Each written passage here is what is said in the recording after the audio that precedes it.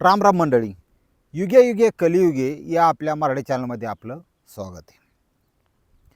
राजगुरुनगर खेड या खेड तालुक्यात पुणे जिल्ह्यात थोडंसं लाज वाटण्यासारखी घटना घडली या. आणि त्या घटनेचं मूळ शोधून घ्या आणि त्यातून काय शिकायचं आहे हे तुम्हाला सांगायची गरज नाही. चांगलं आहे तेवढं घ्यायचं, वाईट सोडून द्यायचं. अपेक्षा वसंत मांजरे 11वीची मुलगी आहे आणि शिकायला हुतात्मा राजगुरू महाविद्यालय या ठिकाणी ती शिकते या राजगुरुनगरला. आणि तिथून गावी जायचं एस टीने म्हणा, आपले वाहन असतात काही प्रवासी, त्यांनी रोजचं जाणं येणं. 11वीला ती होती आणि 13 एप्रिल घटना घडली. 11 एप्रिलला 13 एप्रिल रोजी म्हणजे 2 दिवसांनी तिच्या थोरल्या बहिणीचा साखरपुडा होता. 11ला शनिवार होता. 8 दिवस झालेत बघा आज शनिवारची. म्हणली कॉलेजला गेलं पाहिजे, आता परीक्षा सीजन चालू आहे. सुटली 11 वाजून 5 मिनिटांनी शाळा, 11 वाजून 7 मिनिटांनी बाहेर आली. तिथं जे पाबळ फाटा आहे त्या ठिकाणी ती उभी राहिली. काही मैत्रिणी होत्या त्या निघून गेल्या, ती राहिली. किंवा एस टी तरी येईन, नाहीतर आपले काही वाहन असन, रोजचं जाणं येणं असतं बघायला. 2 मिनटात तिथं त्यांच्याच जवळपास राहणारा एक पोरगा आला आणि त्याचं नाव आहे नवनाथ मांजरे. आता नवनाथ मांजरे आल्यावर ते ओळखीतात, घरापासून जवळ राहणारा. म्हणलं मी पण घरीच चाललो आहे, काम होतं माझं जरा, ह्याच्यासाठी आलतो, दुकानात आलतो. त्याचं दुकान होतं, किराणा दुकान, शेती होती. आणि पोरगा काय असा मोठा माणूस नव्हता, 20-21 असाच. घरी चाललो आहे, चल बस. आता जवळचा ओळखीतला आहे, केव्हा तरी बोलणं चालणं असतं आणि एकच आडनाव आहे, बहुतेक बावकी असली पाहिजे. बसली बा पोरगी मागं. पोरगी जशी मागं बसली, हे आपलं दमाने काय लय टेन्शन नाही घेतलं, काय नाही घेतलं, निघाला गाडी. बरं निघून द्या. तिथून निघाली गाडी, हळूहळू गावच्या रस्त्याला लागली. 4-5 किलोमीटर गेलं की त्यांचं गाव आलं. गावाच्या आधी शिव चालू होते, शिवार चालू होतं. हा, नंतर गाव आधी आधी असतं. पण शिव चालू झालं की स्वतःच्या शेती तयार होतात, म्हणजे भेटतात आपल्याला. ऊसाचा बाग, सगळा पाण्याखालचा एरिया. झालं थोडी पुढं आलं की त्यांनी गाडी मुख्य रस्ता डांबरी सोडून आत घातली बा. आपल्या शेतीकडे जाणाऱ्या गाडी रस्त्याला, ट्रॅक्टरचा रस्ता असतो असा कच्चा. ती म्हणली हां इकडं कुठं. 2 मिनटं थांब म्हणला, मला फक्त 2 बारं बदलून दे, म्हातारली शिवाय देते म्हणला. ती भरला असेल ऊसाचं, ती भरणं, मला एक बारं बदला तो म्हणला आणि लगेच आपण जाऊ. तिला काय वाटलं नाही. नारळात झाडं होती 2 तिथं उभी केली. ह्या साईडला मात्र भीमा नदी होती खोल, आणि नदीकडचा एरिया होता खोल. भीमा नदी एकदम अशी, कोण नव्हतं, वनस्पती वगैरे साठलेली. तिथून तो मला सांगतो त्याने खाली उतारलं, खोरं होतं पलीकड. त्याने बारं दिलं, परत आला. त्याने आजूबाजूच्या परिस्थितीचा अंदाज घेतला, कोण आहे का नाही, काय कोण आपल्याला बघताय का जवळपास. डायरेक्ट त्या पूर्वी झडप घातली आणि तिच्या कपडे काढायचा, कपडे फाडायचा प्रयत्न केला. म्हणजे त्याचा उद्देश हा तिची इज्जत लुटण्याचा असेल, तिची अत्याचार करण्याचा असेल.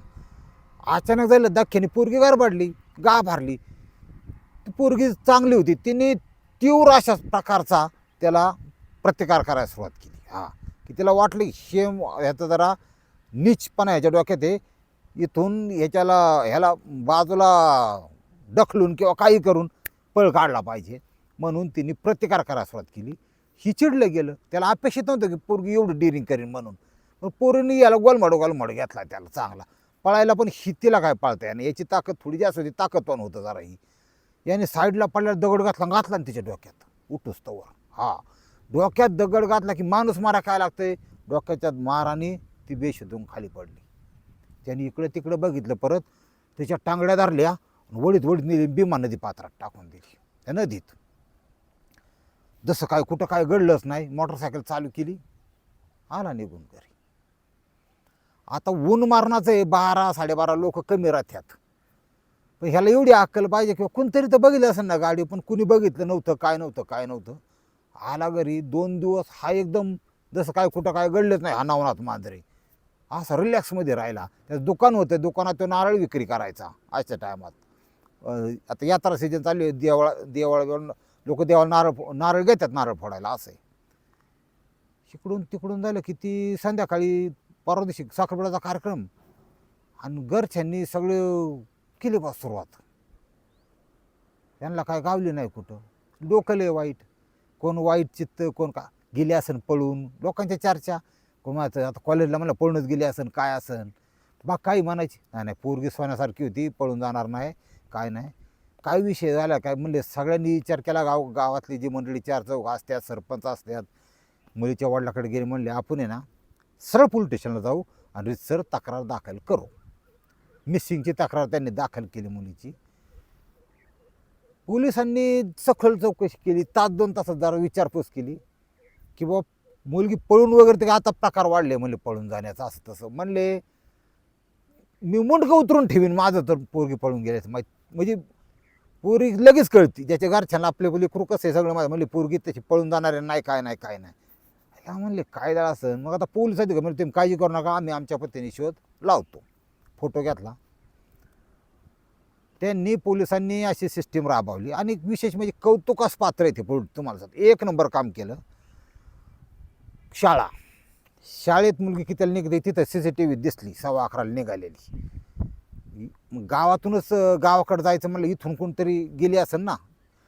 ज्या रस्त्याने ती रोज जायची, एसटीने जाऊ कशाने जाऊ, किंवा ज्या चौकातून ती त्या गावाकडे वळायची, तिथे सगळे CCTV त्यांनी चेक करायला सुरुवात केली. एका CCTVच्या ह्याच्यामध्ये नेमकी 11:15च्या बाजूला टग्या नवनाथ पाठीमाग बसलेली, ती नसली गावाकडं. शिवाय ते जिथं गाडी चालवते ते फुटेज पण उपलब्ध आहे. पाठीमागं जवळजवळ एवढं अंतर आहे, 1-1.5. पोरगी मागं सरून बसली होती, दप्तर पाठीवर होतं, ते पुढं गाडी चालवतंय.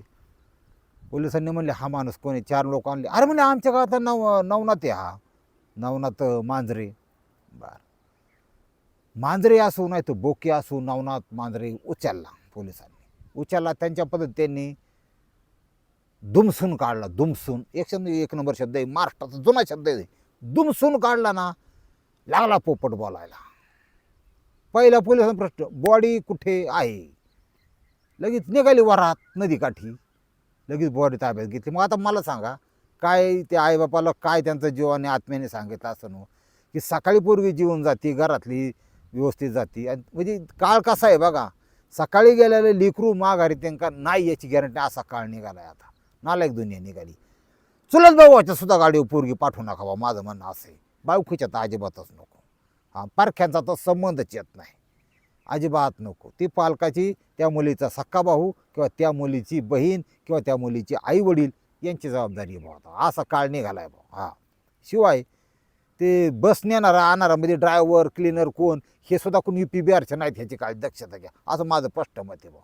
हां, म्हणजे सगळ्या गोष्टी काळ तसा आला, काय करता आता. ती बॉडी काढली, त्याचं ते रितसर पंचनामा आपलं पंचनामा केला आणि पोस्टमार्टमला पाठवून दिली. आता रिपोर्ट आपल्याकडं अशा प्रकारच्या केसेसचा 4-5 दिवस लागतात, लक्षात घ्या. त्याच्यामुळे अजूनही तो रिपोर्ट आला नाही. पोलिसाला हे जाणून घ्यायचं आहे की यांनी मृत्यूच्या आधी, त्या खून केल्यानंतर त्या मुलीचं अत्याचार केलेत का नाही केलेत, हे सगळं जे आहे ना ते PM रिपोर्टमध्ये 100% येणार.